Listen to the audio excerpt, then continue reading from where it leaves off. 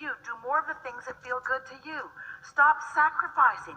Stop feeling like I gotta work hard in order to receive this. Instead, begin making declarative statements to yourself like this. I am an extension of source energy, and source energy is all over me. I'm an extension of source energy, and my source energy is reveling in what I have created as a result of my exposure to contrast. It's a wonderful thing where I stand, and it's a wonderful thing what I've created.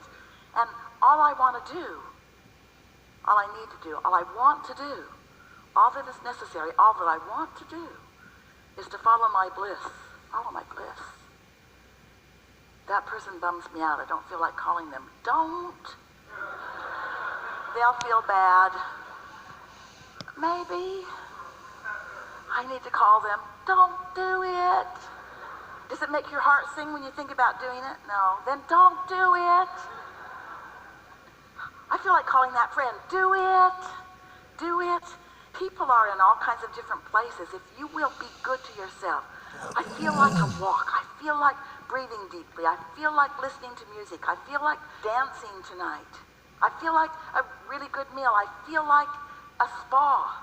I feel like going to the ocean. I feel like taking a day off. I feel like calling this uplifting friend. I feel like just curling up and reading a book. Be nicer to yourselves. Don't let the bargains that you've made with other people that bind you in an attitude of bondage and service, don't let that deprive you of your connection to the energy that creates worlds, to the true leverage. Now, to be clear with you, there's stuff you gotta do. You gotta feed your kids. And you gotta go to work, and it's good for you when you make your bed, and blah, blah, blah. In other words, do those things, do those things, do those service things. Just minimize the service part. And maximize more of doing things that please you. And when people say, why did you do that? Say, wanted to. Don't let anybody guilt you into a justification. Well, I thought if I did that it might enhance your experience in some way, sweetheart. No, wanted to, felt like it, felt called to it, felt guided to it, got an inspiration, knew it was the right thing for me to do. Or say, don't feel like explaining anything. Be nicer to yourselves. And that's what we mean by getting out ahead of it.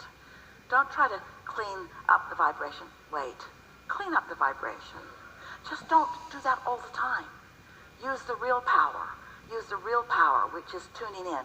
And for those like you who are creative in your work, sculpting or painting or musicking or writing or dancing or those things that you want to call the creative arts, everything is creation. But those of you who have felt inspiration and known it was there, and so gone to your place where you could let it flow, you get what we mean. We want you to put yourself into that creative place more often, where you let yourself flow. And do you know, this is where it gets really important for you to hear. 10 seconds of that kind of flow is equivalent to about 2 years of action. It's huge. It's huge. It's huge. It's huge.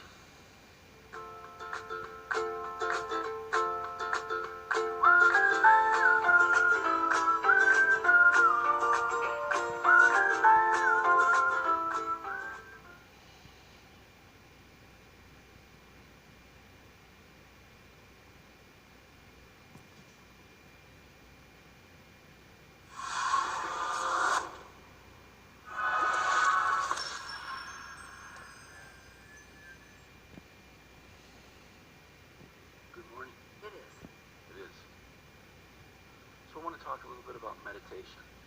So if we can be, do, or have everything that we want to get ahead of it, how can I use that to help breathe away resistance or eliminate the things that are maybe holding me back?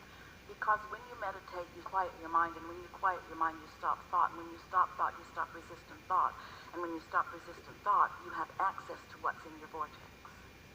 So how can I carry that on through the day and not just for that 15 minutes? Well, maybe you can't, but you don't worry about that, because that is resistant thought. next. Just catch a snatch of it here and a snatch of it there and a snatch of it there. Just do your best. Just tilt the scale just a little bit. And it won't take long because you see, right now to you, it just sounds like someone excited about something who seems like they know what they're talking about. But when you take the time to meditate or to make lists of positive aspects and you are certain, or you feel pretty good, that you are resistance free, and then an idea bubbles up or roars up from your vortex, and you follow through with it, and you receive the immediate reward of feeling great. That's the first thing that will happen. A moment of clarity, or a moment of insight, or a moment of euphoria, or a moment of interest. Doesn't matter what label you give it, it feels really good to you.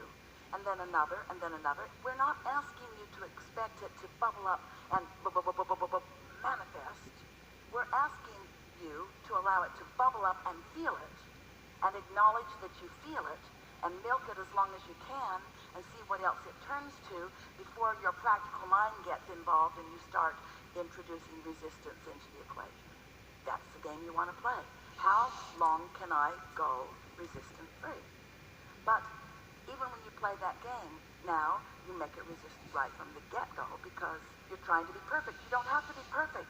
You don't have to only think pure positive thoughts. Your contrast served you. That's how all the ingredients got into your vortex. And your inner being knows what that all adds up to. The lifetimes of glorious experience that adds up to. We called this gathering for a while the science of deliberate creation, but you were too heavy on the thinking part. And then we began calling it the art of allowing, the art of receiving, the art of every now and again getting into the receiving mode so that you can receive an impulse about something.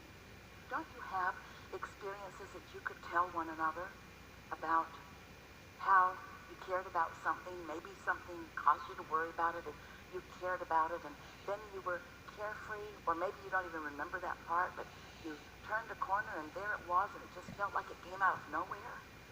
And we want you to know that things are ready to come out of what you think is nowhere all the time.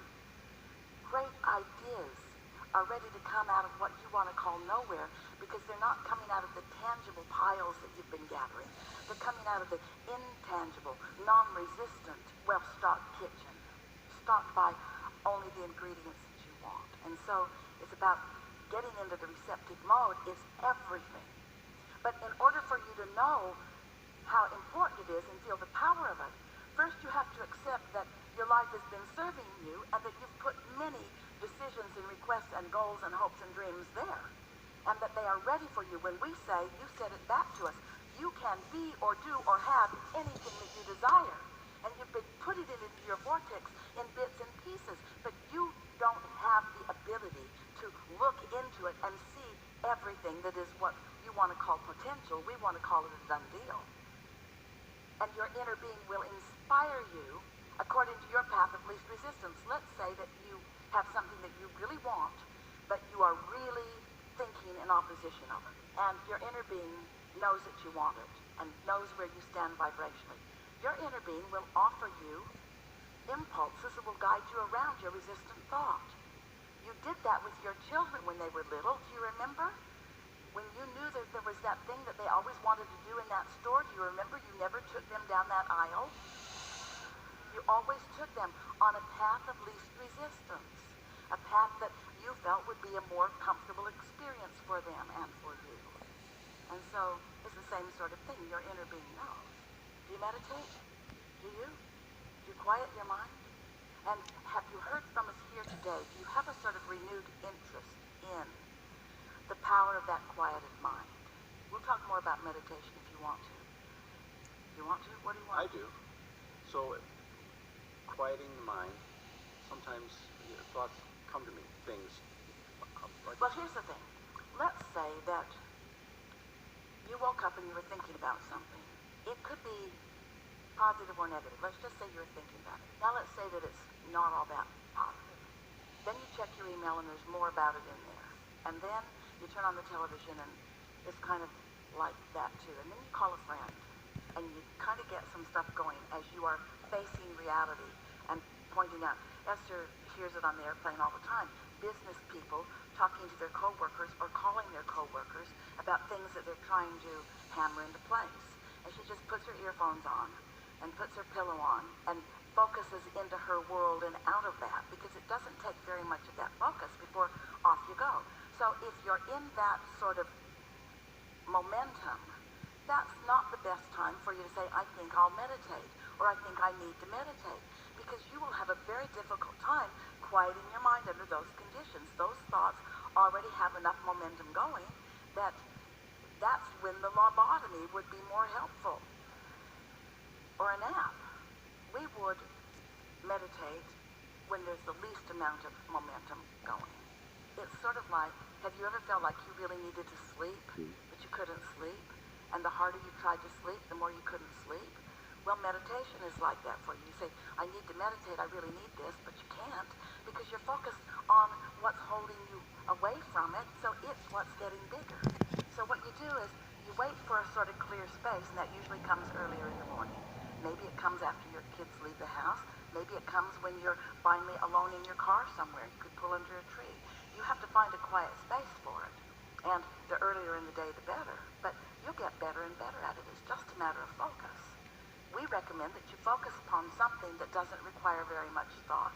Because to say, I'm not going to think about anything, now you're thinking about not thinking about anything, and everything in the world that you're not wanting to think about, you're thinking about. But find something to focus on. It might be a bird in a bird bath. It might be the dripping of a faucet. Esther likes to listen to the air